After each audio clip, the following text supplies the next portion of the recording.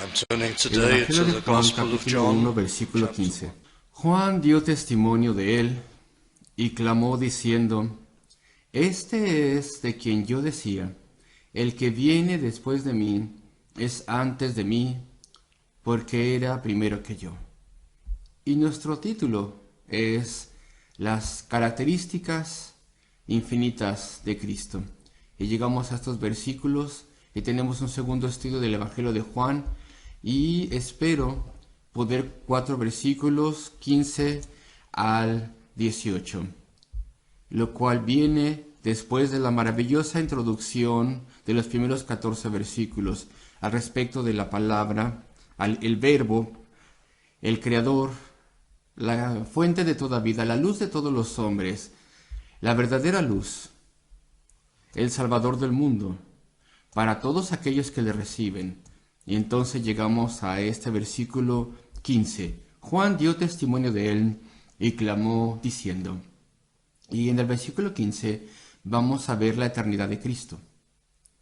Aquí en el versículo 16 vemos también la capacidad infinita de Cristo y en el versículo 17 también vemos otras cosas. Vemos sus logros. Y en el versículo 18 vemos su revelación salvífica de él mismo y del Padre. Entonces, versículo 15, para tener una breve introducción, vemos este pasaje ante nosotros y de hecho todo el capítulo es extraordinario cuando lo estudiamos cercanamente, detenidamente, de forma literaria, y ha sido dicho, y creo que es verdad, que tiene 4 temas entretejidos en estos versículos iniciales, versículos 1 al 18, de modo que cada uno son construidos en la forma de una forma espiral, a medida que vemos los versículos. Y estas 4 espirales se interconectan. Y podemos examinar el pasaje de esta forma, simplemente teniendo un análisis literario. Y es extraordinario cómo funciona esto. No como que el autor inspirado, Juan el apóstol, se hubiera sentado y pensado, ¿cómo puedo yo construir estos pensamientos y estas palabras de forma que tenga un modelo, un patrón? Y de hecho diferentes modelos que se entretejen. Y si pudiera decir esto, él nunca se sentó a pensar una cosa así. Pero esto es un material inspirado, esto es divino. Y no nos sorprende que encontremos una estructura extraordinaria en la utilización del vocabulario y en cómo se utilizan los pensamientos. Y yo podría pasar algo de tiempo analizando esto. Por ejemplo, en el versículo 1 tenemos el verbo, la palabra. Se nos introduce a Cristo como el verbo o la palabra, la expresión de Dios, el habla de Dios, como lo decía Calvino. Y después eso desaparece. Y después lo vemos una vez más en el versículo 4 y 5. La luz de los hombres, la luz brilla en las tinieblas, pero las tinieblas de la sociedad no la comprendieron. Y después desaparece el tema y vuelve a aparecer en los versículos 8 y 9. No era él la luz, sino para que diese testimonio de la luz. Y eso ya habíamos explicado y lo explicamos y después desaparece y después vuelve a aparecer en el versículo 14. Y dice entonces el verbo fue hecho carne. Así que tenemos como una espiral y viene a la superficie y después desaparece. Y después, por ejemplo, Juan el Bautista, aquí lo tenemos, se introduce en los versículos 6 al 8. Y después desaparece, después vuelve a aparecer en el versículo 15. Y después desaparece y vuelve a aparecer en el versículo 19. Y así podríamos ver los 4 temas en este punto, de esta forma. Y es como una espiral. Toman turnos y aparecen en la superficie y después desaparecen. Esto es algo bastante inusual y es una estructura maravillosa. Y quiero mostrarles otra cosa antes de estudiar el texto, lo cual creo que es maravilloso notar. Es como un crescendo del versículo 1 al versículo 17. En todas las referencias al respecto de Cristo. Es una especie de una fanfarria ascendente y podemos ver cómo comienza en el versículo 1, y tenemos a Cristo y se menciona como el verbo, la palabra, y se identifica como Dios, igual al Padre. Y el versículo 2, ahí es el mismo, el mismo. Y la descripción es esa, es el mismo, a pesar de que es el creador, el que ha sido descrito. Y después, Él es la luz, es vida, pero no se nombra todavía. Y a medida que avanzan los versículos, es Él y lo suyo, y versículos con pronombres personales y pronombres posesivos. Vemos sus oficios y descripciones de su obra, pero es solamente pronombres, hasta que llegamos al versículo 17, y entonces se nos dice, pues la ley por medio de Moisés fue dada, pero la gracia y la verdad vinieron por medio de Jesucristo, y por primera vez se nombra a Jesucristo. Entonces tenemos esta progresión avanzando hacia el nombre de Jesucristo, y bueno, es una cosa extraordinaria el estudiar el Evangelio de Juan, incluso simplemente para ver su estructura, para ver sus características literarias, porque son maravillosas. Y hay muchas características y se repiten a medida que avanza el Evangelio. Pero quiero tener ya sentido y aplicación a partir del versículo 15. Versículo 15, donde dice así: Juan dio testimonio de él y clamó diciendo, este es de quien yo decía, el que viene después de mí es antes de mí, porque era primero que yo. Esto es respecto a la eternidad de Cristo. Ya se hizo referencia a esto en otros versículos, de que Él es preexistente. ¿Y cómo sabía Juan el Bautista respecto de esto? Bueno, pues Él era el precursor de Cristo. Él fue el primer profeta desde el tiempo de Malaquías que se le dio a los judíos durante 400 años. A él frecuentemente se le llama el último profeta del Antiguo Testamento. Algunos disputan eso. Dicen, él no puede ser el último profeta del Antiguo Testamento porque Cristo mismo fue el último profeta del Antiguo Testamento y el primero del Nuevo.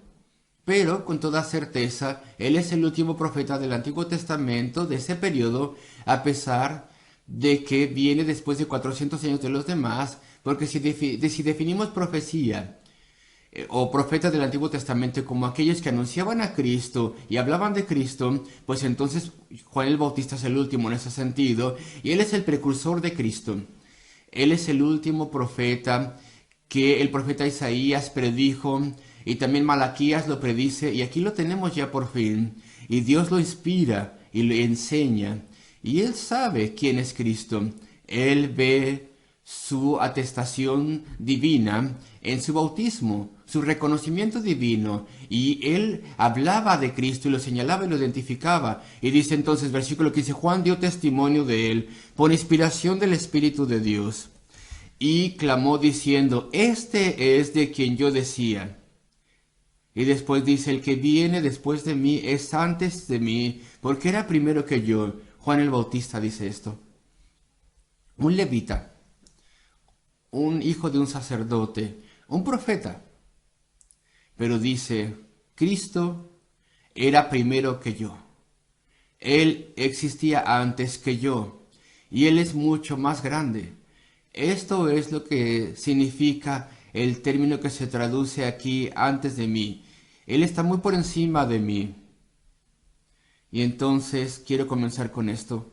Si Cristo, una observación simple, una aplicación, si Cristo Jesús el Señor dejase el cielo por ti y por mí, y si tú eres salvo, y si tú le amas, y si tú has confiado en Él, ¿qué es lo que no haríamos por Él? ¿Hasta dónde iríamos por Él? Juan el Bautista habla maravillado. Y claro que Él es mucho más grande de lo que soy yo, dice Juan, porque Él es el eterno Hijo de Dios. Él lo podría haber dicho así. Él viene después de mí, es más joven que yo, pero Él es primero que yo. De hecho, Él dejó el cielo mismo y toda su gloria y su reinado y el poder y todo, y las maravillas y el lugar de la pureza, y vino a este mundo para poder ser humillado y para sufrir y morir, para salvarnos, para estar en nuestro lugar, para ser nuestro representante, para tomar esa agonía eterna del peso de nuestros pecados sobre Él. ¿Qué es lo que no haríamos entonces por Él, queridos amigos? Vivimos en una sociedad afluente, donde tenemos tantas comodidades y lujos. Se nos programa desde el nacimiento hoy en día para pensar en nosotros mismos y pensar que tenemos un derecho a todas nuestras comodidades y libertades. Y cuando venimos a Cristo y somos salvos y somos suyos, entonces se nos enseña a través de la palabra a vivir por Él y anteponerle a Él. ¿Qué es lo que no sacrificaríamos y dejaríamos a un lado por Él? No vivimos en una época de martirio en este mundo occidental. No vivimos en una era de servicio pionero misionero. Nuestra comodidad es muy grande. ¿Qué es lo que no haríamos entonces por Él? ¿Qué es lo que no deberíamos estar dispuestos a hacer por Él? Y entonces Juan dio testimonio de Él, diciendo, este es de quien yo decía, el que viene antes de mí es antes que yo, es mucho más alto que yo. Él es el Dios vivo, Él existió antes que yo, antes que cualquiera de nosotros, Él ha venido por nosotros. Así que solamente un punto aparte, allí en este versículo, y mira a Juan el Bautista. Él debe, en el capítulo 3, versículo 20, dice, Él debe aumentar y yo debo disminuir. Juan el Bautista estaba sobrecogido de que Cristo, la segunda persona de la Trinidad, hubiese venido por pecadores y por Él. Y no es lo que vemos hoy en día. Incluso, lamentablemente, en círculos cristianos, en círculos bíblicos, vemos tanto de lo opuesto. En púlpitos, en iglesias, las personas tienen la inclinación a ser presumidos. Gente con gran personalidad se exhiben a sí mismos. E incluso escuchamos de algunas grandes personalidades, esos predicadores, que tienen incluso gente que les ayuda con su publicidad, como si fueran gente de negocios. Y pensamos al respecto de Juan, que dice, Él tiene que crecer y yo tengo que disminuir. Toda la gloria tiene que ser para Cristo. Dependemos de Cristo. No logramos nada sin Él. Debemos conducirnos, cada uno de nosotros, con simplicidad y con humildad. Tenemos que evitar ser una personalidad simplemente por querer ser célebres. Hay que evitar ser teatrales y presumidos. Eso está muy mal. Eso es echar a un lado a Cristo, desplazarlo. Eso es tomar su gloria y su honor. Y vemos esto aquí en Juan el Bautista. Y vamos a aprender más de él al respecto de Cristo, de él, a medida que avanza la serie de estudios. El que viene después de mí es antes de mí, es preferido antes que yo, porque él está muy por encima de mí, porque era primero que yo. Versículo 16. Estas grandes palabras al respecto de Cristo, y vemos su capacidad infinita, y de su plenitud tomamos todos. No está hablando Juan el Bautista aquí. Juan el Bautista está hablando en el versículo 15. Ahora Juan, el apóstol, inspirado para escribir este enunciado, este evangelio, ahora está hablando. Y dice, porque de su plenitud tomamos todos y gracia por gracia. Y tenemos que explicar esas grandes palabras. En el versículo 15 tenemos el testimonio de Juan, el de Juan el Bautista. Y en el versículo 16 es Juan el apóstol, es su testimonio. Y es nuestro testimonio también para con Cristo. Y de su plenitud. Donde dice aquí plenitud, veamos por ejemplo su capacidad infinita. De su plenitud tomamos todos, hemos todos recibido. ¿Quiénes todos? Bueno, pues las personas del versículo 12. Todos los que le recibieron, a ellos les dio potestad de ser hechos hijos de Dios. La espiral regresa, vuelve. Y los que reciban esto, se menciona una vez más en el versículo 16, los que recibieron eso. Y de su plenitud tomamos todos. Y vemos que toma aquí, o menciona el término recibir, gracia por gracia. Tomar o recibir. En la Biblia de las Américas dice recibir. ¿Qué recibimos? Bendiciones de sus atributos divinos. También su amor. Él nos amó tan grandemente que Él sufrió y murió por nosotros.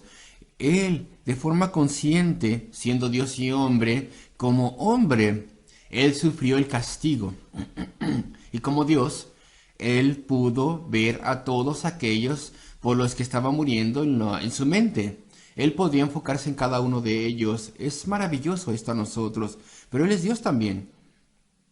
De entre millones y millones y millones de personas salvas, a través de la historia del mundo, a través de los siglos, Él podía vernos a cada uno. Aquellos cuyos pecados Él estaba pagando. Entonces hemos recibido su amor, su profundo afecto. Tan grande es todo ello que Él incluso se humilló de tal forma por nosotros. Y de su plenitud hemos recibido todo, recibimos su amor y su poder, de su plenitud, de su capacidad infinita. Entonces a través de su Espíritu nos regeneró, nos trajo a Él y nos transformó y nos hizo su pueblo. Todo se lo debemos a Él, lo recibimos todo de Él y de su capacidad infinita todos hemos recibido, es decir, aquellos que son salvos, los que se mencionaron en el versículo 12. Hemos todos tomado o recibido, y gracia por gracia. Y algunas traducciones modernas cambian esto, vamos a ver cómo va en español, y dice gracia sobre gracia, como dice en español justamente. No está mal, pero más bien gracia por gracia es mejor, como dice la Reina Valera antigua, y tiene más significado y más importancia, y es más cercano, estoy seguro, a lo que dice el griego. Gracia por gracia, la Biblia Valera antigua. La Reina del 60, la Biblia de las Américas, dice gracia sobre gracia. ¿Pero qué significa gracia por gracia? Es que es maravilloso, recibimos gracia por gracia, porque la salvación fue por gracia. Toda bendición que hayamos recibido en Cristo, todo avance, todo momento de ayuda que viene de Dios, todo ha sido por gracia. Entonces se acumula la gracia sobre la gracia. Pero las traducciones más antiguas le dan en el punto, gracia por gracia. Así es como tendría que ser. Una gracia abre la puerta para otra gracia. Entonces gracia por gracia es como una escalera, por así decirlo. Entonces recibes fe, ese es el don de Dios. Efesios 2:8 nos lo dice. Es el don de Dios. Es una gracia, la fe. Entonces recibo de Dios y su gran misericordia y amabilidad la capacidad para creer.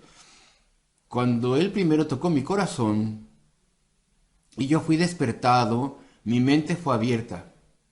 Mis prejuicios fueron destruidos y me incliné de pronto a creer. Entendí el Evangelio. Esa fue la obra del Espíritu, a regenerarme a través de su gracia, al iluminarme, al darme convicción, al obrar en mi vida. Y si no fuera por esa obra del Espíritu, si no fuera porque Él puso esa semilla de vida en mi corazón, yo nunca hubiera creído el Evangelio. Yo nunca me hubiera inclinado a escuchar, yo nunca hubiera respondido a Dios, yo nunca hubiera sido conmovido y recibido convicción de pecado. Entonces incluso el poder para confiar en Él, Dios nos lo dio. Yo creí en Él con todo mi corazón, a pesar de las dudas que tenía y las cosas dudosas que se me habían dicho y mentiras al respecto de la Biblia y al respecto de supuestos errores y las necedades de la fe y la superioridad de la ciencia y el mundo y el descubrimiento y la evolución y todo lo demás, todo lo que se me había dicho antes. A pesar de todas esas cosas que tenía en la mente, Dios me dio la concienciación de que la Biblia es cierta y de que Dios está ahí y de que estas cosas son así, y entonces se hicieron lo más importante del mundo para mí y para ti. Y esto fue por gracia. Pero cuando esta fe fue ejercitada, así como teníamos que hacerlo, porque fue impelido a ello, impulsado a ello, entonces la puerta se abrió para más gracia. Ahora el nuevo nacimiento consciente, el nuevo nacimiento, la nueva naturaleza se formó dentro de mí, el nuevo entendimiento, la mente emancipada, de modo que podía entender verdad espiritual o hasta cierto punto y la palabra de Dios. Y después, a medida que leía la palabra de Dios y me alimentaba de ella y la buscaba con nuevos ojos y la veía con nuevos ojos, ahora me di cuenta que ya era hijo o hija. Me di cuenta que había sido adoptado por Cristo. sabía que era de Él y tuve certeza. Una gracia siguió después de otra. A medida que cada gracia era recibida y ejercitada como tenía que ser, entonces vino la gracia de la santificación y una profunda obligación cayó sobre mí para poder guardar las leyes de Dios y obedecerle y agradarle. Y entonces de pronto me di cuenta que el pecado, mi antiguo amigo, era ahora mi peor enemigo y ahora lo odié. Y entonces ahora cada que caía en ese pecado era horrible ahora. Y la lucha en contra del pecado comenzó. Y a medida que entramos en ello se nos dio más gracia para poder luchar contra el pecado. Y después después de este entendimiento de que pertenecíamos a Dios, tuvimos el entendimiento de que teníamos que servirle y agradarle y testificar por Él. Y alguien tal vez empezó a comenzar a explicar la escuela dominical o hacer otras cosas. Y todos queríamos servirle, tal vez enseñando la escuela dominical en otras cosas. Así que dice gracia sobre gracia, gracia por gracia. ¿Sí? Pero gracia por gracia. Cada gracia lleva a la siguiente, hasta que al final el llamado al hogar y la más grande gracia de todos es ser transformado y ver al Señor. Entonces, este es el versículo 16. De su plenitud tomamos todos, de su de su capacidad infinita, de eso hemos todos recibido. Y gracia sobre gracia o por gracia. No, no tenemos que impedir la secuencia de la gracia, no la entorpezcamos a través del pecado, a través de ver imágenes sucias que contaminan tu mente y que arruinan tu fe y tu amor por Dios y que te hacen ofensivo a Dios. Y entonces no vas a recibir ninguna otra gracia hasta que te arrepientas de verdad y hasta que seas renovado. O tal vez con chismes o hablar mal de otras personas. Y entonces estos chismes, uno puede decir todo este tipo de cosas, por ejemplo la incredulidad, y quejarnos en contra de Dios y también en contra de las provisiones que nos da. Todo esto impide que haya gracia sobre gracia o por gracia. Todo esto rompe la secuencia de la gracia y esto detiene el proceso. Entonces dejas de disfrutar la gracia de Dios.